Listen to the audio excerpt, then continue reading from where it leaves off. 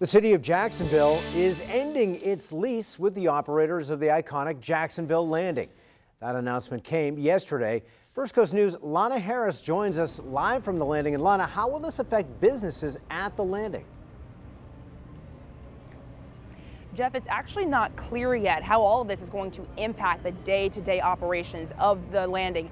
But this has been like a boxing match. On one side, you've got the city of Jacksonville, and on the other side, you've got the Slaymans, who are currently leasing this facility. Now, the city says that the Slaymans are in breach of their contract because it requires that they run a high-quality, first-class retail facility.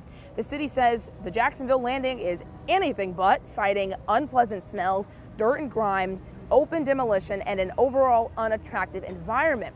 But the Slaymans came back swinging, saying their shortcomings are the city's fault. They say the city does not maintain the exterior or provide enough parking, ignored the damage inflicted by the hurricanes, and occasionally hammer down code violations during their big events.